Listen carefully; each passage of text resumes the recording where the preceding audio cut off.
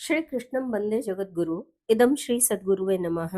वाङ्मय नंबर 10 गायत्री साधना का गुह्य विवेचन ऑडियो 74। पिछले ऑडियो में हमने जाना कि मनुष्य की वास्तविक उन्नति सहयोग, सामूहिकता और आत्म संयम से होती है। अकेला व्यक्ति सीमित कार्य ही कर सकता है, जबकि मिलजुल कर कार्य करने से समाज और राष्ट्र दोनों का विकास होता है। इसलिए हमें ईर्ष्या, अहंकार और प्रतिस्पर्धा की नकारात्मक भावना छोड़कर दूसरों की योग्यताओं की सराहना करनी चाहिए, उन्हें प्रोत्साहित करना चाहिए तथा मधुर, विनम्र और धैर्यपूर्ण व्यवहार अपनाना चाहिए। आगे गुरुदेव गायत्री मंत्र के 11वें अक्षर दे की व्याख्या करते हुए समझाते हैं कि इंद्रियां आत्मा के उपकरण हैं। यदि वे विवेक के अधीन रहें तो जीवन में सुख, स्वास्थ्य और शांति लाती हैं, लेकिन अनियंत्रित इंद्रियां और विषय वासनाएं मनुष्य को पतन की ओर ही ले जाती हैं। इसलिए आत्म संयम, इंद्रिय निग्रह और विवेकपूर्ण जीवन अत्यंत आवश्यक है। गुरुदेव ने बताया कि प्रलोभन मनुष्य का सबसे बड़ा शत्रु है। धन, पद, स्वाद, विलास या भोग की लालसा मनुष्य को सत्य और धर्म से भटका सकती है। इन प्रलोभनों से बचने का उपाय है मन को शुभ विचारों में लगाना, वैराग्य का अभ्यास करना, सतत आत्मनिरीक्षण करना और मन को भगवान तथा उच्च आदर्शों की ओर एकाग्र रखना। वैराग्य, शुभ चिंतन, आत्म संयम और सहयोग की भावना ही मनुष्य को प्रलोभनों से मुक्त कर उसके जीवन को श्रेष्ठ, संतुलित और सफल बनाती है। अब हम आगे जानेंगे कैसा हो वासनाओं को जीतने के लिए आध्यात्मिक चिंतन। जिन लोगों के मन पर वासनाओं ने अधिकार जमा लिया है और जो इसके फलस्वरूप इंद्रियों के दास बन चुके हैं, उनका छुटकारा सहज में नहीं होता। वे विषयों की बुराइयां जानकर भी निर्बलता अथवा मोहवश उनके फंदे से नहीं निकल पाते। ऐसे लोगों को निरंतर सत्संगति और आध्यात्मिक चिंतन की आवश्यकता पड़ती है। इन वासनाओं में प्रायः काम वासना ही सर्वप्रधान होती है और सबसे पहले उसी के निग्रह की चेष्टा की जानी चाहिए। स्त्री की प्रतिमूर्ति अथवा स्मरण मन को शुद्ध करता है। काम वासना शक्तिशाली होती है। यह एक कुसुम धनुष साथ लेकर चलती है, जिसमें मोहन, स्तंभन, उन्मादन, शोषण और तपन रूपी 5 बाण सजे होते हैं। विवेक, विचार, भक्ति और ध्यान इस घोर राग का मूलोच्छेद करते हैं। यदि काम पर विजय प्राप्त हुई तो क्रोध, लोभ आदि जो उसके शस्त्र हैं, आप ही कुंठित हो जाएंगे। राग का प्रथम अस्त्र रमणी है। यदि इसे मन से नष्ट किया गया तो इसके अनुवर्ती और परिजन बड़ी आसानी से जीत जाएंगे। यदि सेनापति मारा गया तो सैनिकों को मार डालना आसान हो जाएगा। वासना पर विजय प्राप्त करो, फिर क्रोध को जीत लेना आसान हो जाएगा।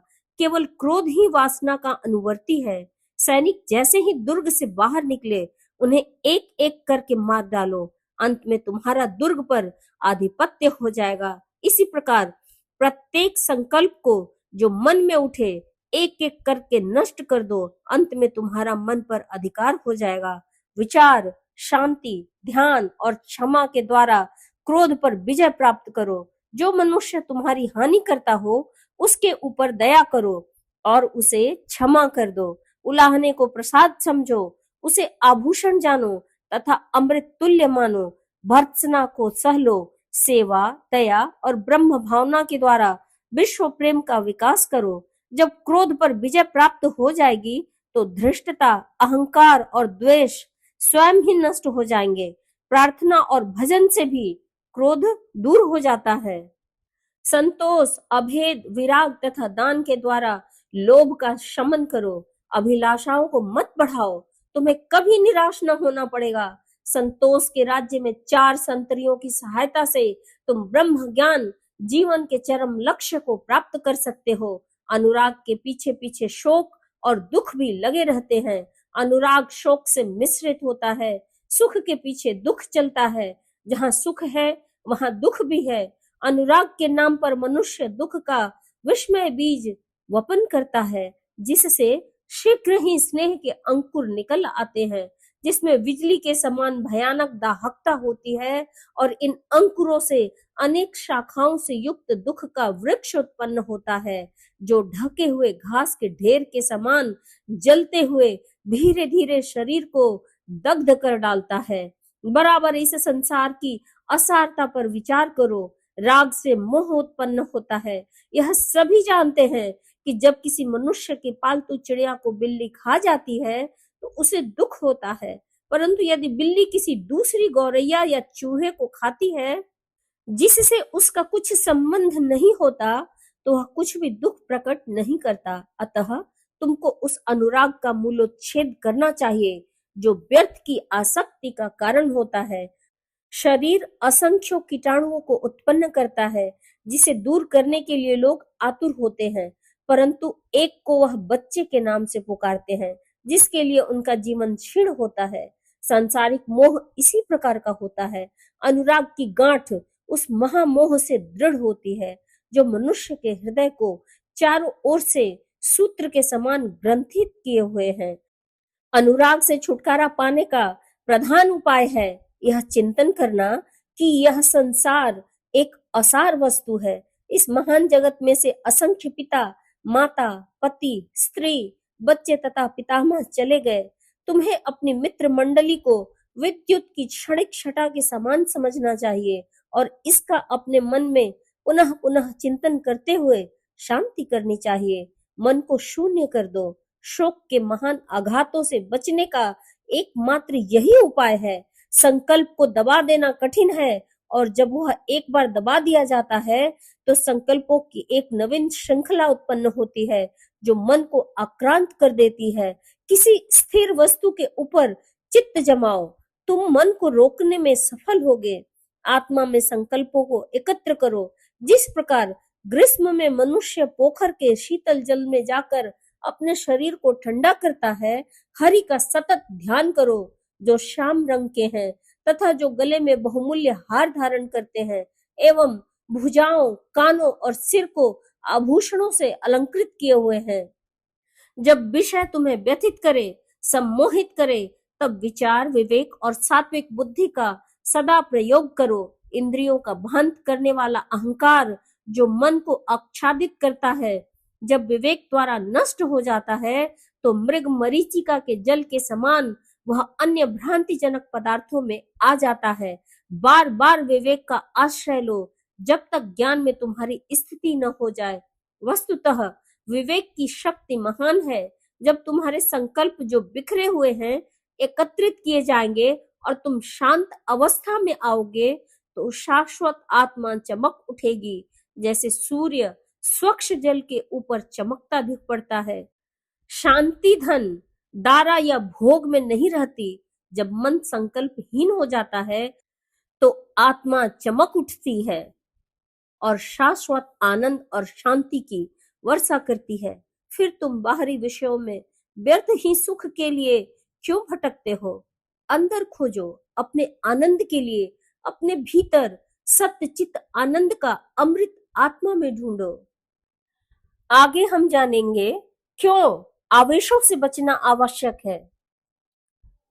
इंद्रिय निग्रह का मूल मंत्र अपने को आवेशों से बचाए रहना है। जिस व्यक्ति के भीतर तरह तरह के मनोवेगों का तूफान उठता रहता है, तो उसका मानसिक संतुलन स्थिर नहीं रह सकता और इससे वह इंद्रियों को वशीभूत रखने में भी असमर्थ हो जाता है। इसलिए जो लोग इंद्रियों को संयत रखना चाहे, उनको अपने मनोवेगों पर भी सदैव दृष्टि रखना आवश्यक है। भूतकाल की बीती हुई दुखदायी घटनाओं को स्मरण करके कितने ही मनुष्य अपने आप को बेचैन बनाए रहते हैं। किसी प्रियजन की मृत्यु, पैसे की हानि, अपमान, बिछोह आदि की कटु स्मृतियों को वे भुला नहीं पाते और सदा कुढ़ते एवं जलते रहते हैं। इसी प्रकार कितने ही मनुष्य भविष्य की कठिनाइयों को हल करने की चिंता में जला करते हैं। लड़की के विवाह के लिए इतना रुपया कहाँ से आवेगा? बुढ़ापे में क्या खाएंगे? लड़के कुपात्र निकले तो प्रतिष्ठा कैसे कायम रहेगी? गरीबी आ गई तो कैसे बीतेगी? इतना धन इकट्ठा न हो पाया तो अमुक कार्य कैसे पूरा होगा, अमुक ने सहारा न दिया तो कैसी दुर्दशा होगी, अमुक आपत्ति आ गई तो भविष्य अंधकारमय हो जाएगा, आदि अनेकों प्रकार के भावी संकटों की चिंता में रक्त मांस को सुखाते रहते हैं।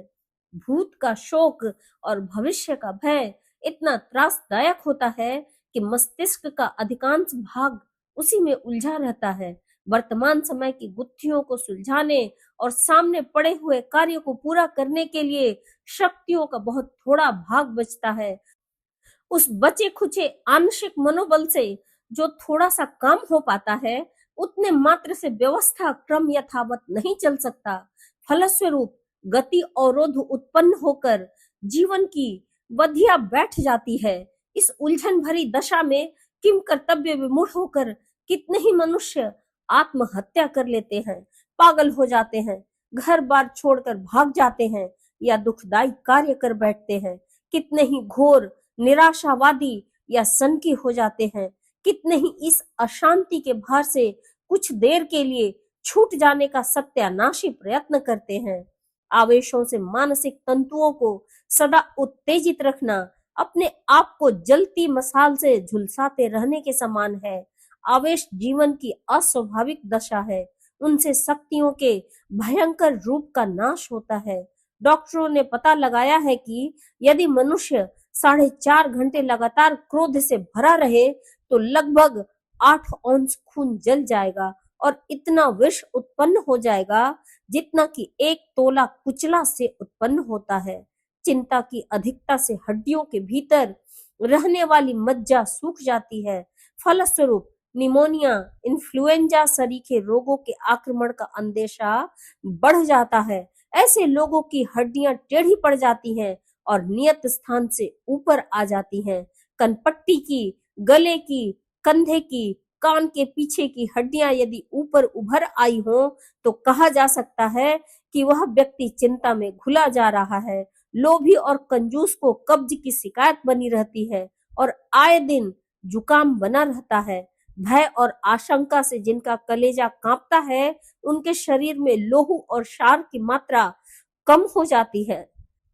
बाल झड़ने लगते हैं और सफेद होने लगते हैं। शोक के कारण नेत्रों की ज्योति क्षीणता, गठिया, स्मरण शक्ति की कमी, स्नाविक दुर्बलता, बहुमूत्र, पथरी, सरीखे रोग हो जाते हैं। ईर्ष्या, द्वेष एवं प्रतिहिंसा की जलन के कारण तपेदिक, दमा, कुष्ठ सरीखी व्याधियां उत्पन्न होती देखी गई हैं। कारण स्पष्ट है। इन मानसिक आवेशों के कारण एक प्रकार का अंतर्दाह उत्पन्न होता है। अग्नि जहाँ रहती है वहां जलाती है। अंतर्दाह की अग्नि में जीवन के उपयोगी तत्व ईंधन की भांति जलते रहते हैं, जिससे देह भीतर खोखली हो जाती है।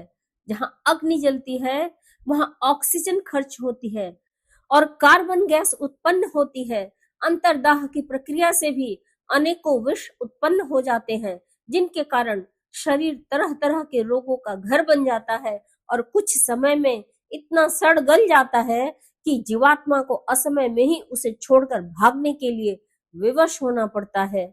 आवेशों का तूफान न शारीरिक स्वास्थ्य को कायम रहने देता है और न मानसिक स्वास्थ्य को।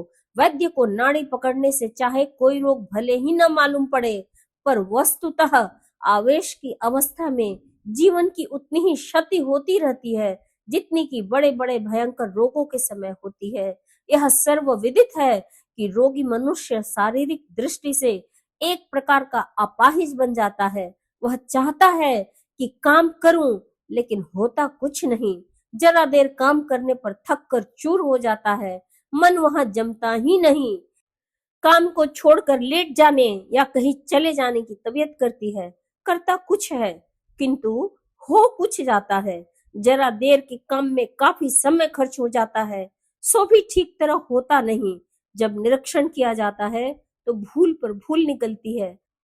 आवेश में भरा हुआ मनुष्य आधा पागल बन जाता है। कभी वह सर्प की तरह फुसकारता है, कभी व्याघ्र की तरह मुंह फाड़कर खाने को दौड़ता है। कभी ऐसा दीन और कातर हो जाता है कि विलाप करने, रोने, विरक्त बनने, आत्महत्या के अतिरिक्त और कुछ सूझ ही नहीं पड़ता। मेरे इस आचरण का भविष्य में क्या परिणाम होगा, यह सोचने में उसकी बुद्धि बिल्कुल असमर्थ हो जाती है।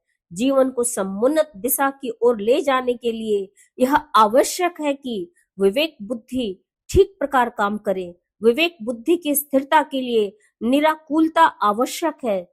दर्पण या पानी में प्रतिबिंब तभी दिखाई पड़ सकता है जब वह स्थिर हो। यदि दर्पण या पानी हिल रहा हो तो उसमें प्रतिबिंब भी ठहर न सकेगा। मस्तिष्क में जब उफान आ रहे हो तो विवेक स्थिर नहीं रह सकता।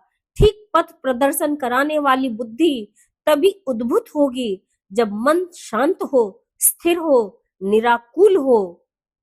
किसी काम की अच्छाई, बुराई, हानि, लाभ, सुविधा, कठिनाई आदि की ठीक-ठीक कल्पना करने और अनेक दृष्टियों से विचार करके किसी अंतिम निर्णय पर पहुंचने की क्षमता रखने वाला विवेक तभी मस्तिष्क में रह सकता है जब आवेशों में उद्विग्नता न हो। जो कार्य भले प्रकार आगा पीछा सोचकर आरंभ किए जाते हैं, जोश और उतावली में बिना विचारे जिन कार्यों को आरंभ किया जाता है, प्रायः उन्हें बीच में ही छोड़ने को विवश होना पड़ता है।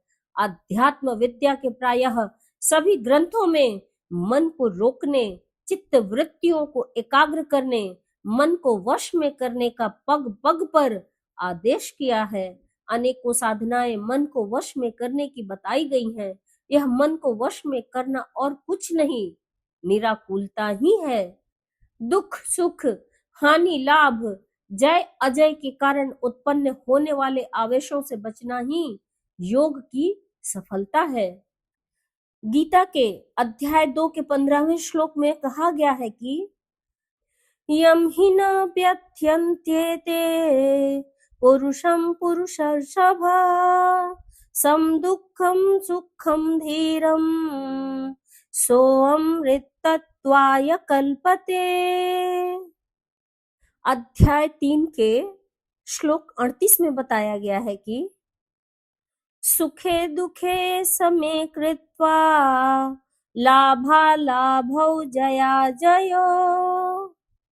अध्याय 2 के श्लोक 56 में बताया गया है दुःखस्वेनुद्विग्नमनः सुखेषु विगतस्पृहा वीतराग भय क्रोध स्थित धीर मुनिरुच्यते। गीता जी के ही अध्याय 5 और श्लोक 20 में बताया गया है न प्रहस्येत् प्रियं प्राप्य नो द्विजेत् प्राप्य च प्रियं स्थिरबुद्धिरसम्मूढो ब्रह्मविद् ब्राह्मणी स्थितः। आदि अनेक स्थलों पर निराकुलता को योग की सफलता बताया गया है। आवेश सुख प्रधान और दुख प्रधान दोनों प्रकार के हैं। शोक, हानि, विछोह, रोग, दंड, भय, विपत्ति, मृत्यु, क्रोध, अपमान, कायरता आदि हानि प्रधान आवेश है। कुछ आवेश लाभ प्रधान भी होते हैं। लाभ संपत्ति, मिलन, कुटुंब, बल, सत्ता, पद, धन, मैत्री, विद्या, बुद्धि, कला, विशेषता आदि के कारण एक प्रकार का नशा चढ़ आता है। इस प्रकार की कोई संपत्ति जब बड़ी मात्रा में यकायक मिल जाती है तब तो मनुष्य हर्षोन्मत्त हो जाता है। उसकी दशा अर्ध विक्षिप्त जैसी हो जाती है। सुख के मारे लोग फूले नहीं समाते, वे कस्तूरी हिरण की तरह इधर उधर दौड़े फिरते हैं।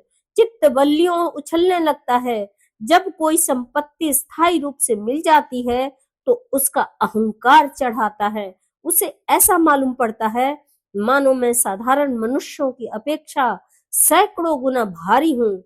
वैभव के मद में वह इतराता है, दूसरों का अपमान करके अपनी महत्ता का प्रदर्शन करता है। ऐसे अहंकार के नशे में मदहोश पड़े हुए लोगों को अपनी प्रेस्टीज, पोजीशन, मान, बड़ाई, बड़प्पन खातिर की बड़ी चिंता रहती है। इसके लिए हर काम में बहुत अधिक फिजूल खर्ची की सामग्री को जुटाने के लिए अनुचित साधन जुटाने पड़ते हैं।